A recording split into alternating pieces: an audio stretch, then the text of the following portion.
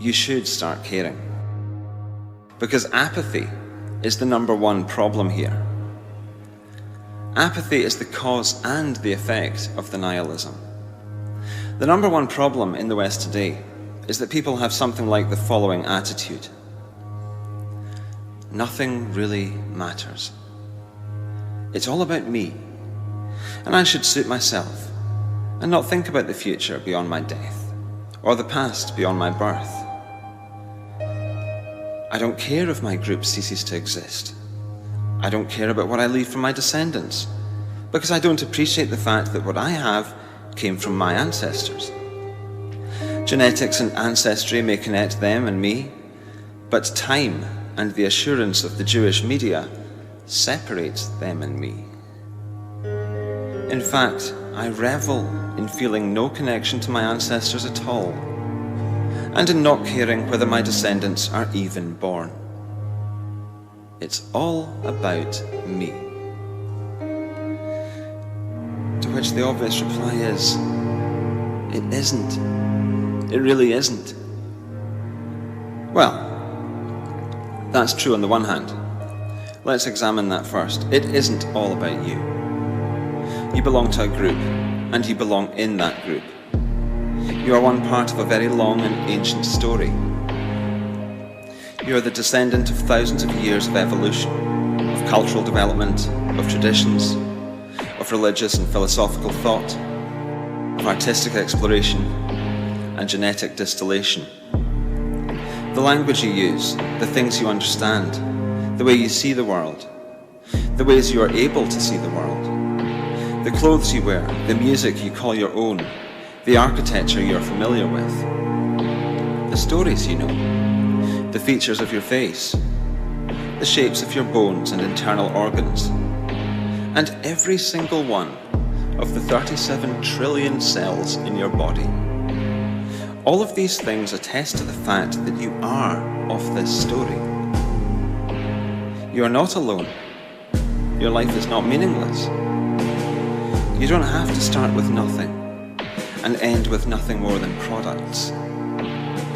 You are not an animal, and it is not just all about you.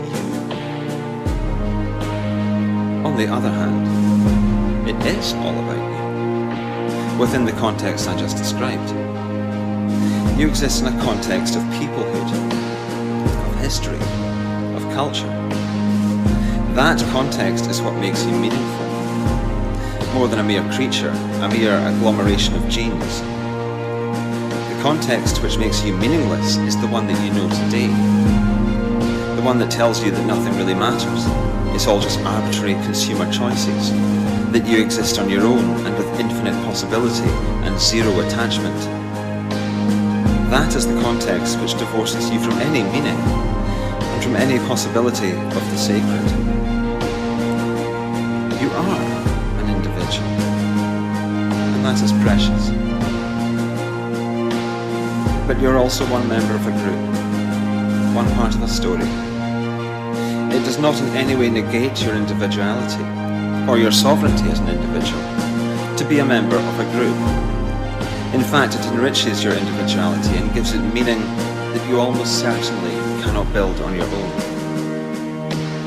It connects you in many ways, genetically, historically, but above all, romantically, to the past which created you, and the future which will remember you, if you are to be remembered at all.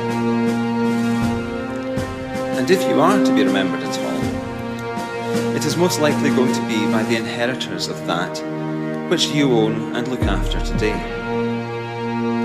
Your descendants, your people, your birthright, your responsibility, your gift to the future. New generations of people who could be at one with you, who could recognize you, who could understand you at a spiritual level. This is how all people used to live. You, the millennial or Generation Zer of 2016, have been reduced to market choices. These are arbitrary and meaningless. The identity you were born with and into is neither arbitrary nor meaningless. It is sacred and bursting with meaning. See beyond your immediate context, the one that is fed to you from your smartphone and the strip mall, and recognise your place in this great, soul-nourishing and life-affirming situation.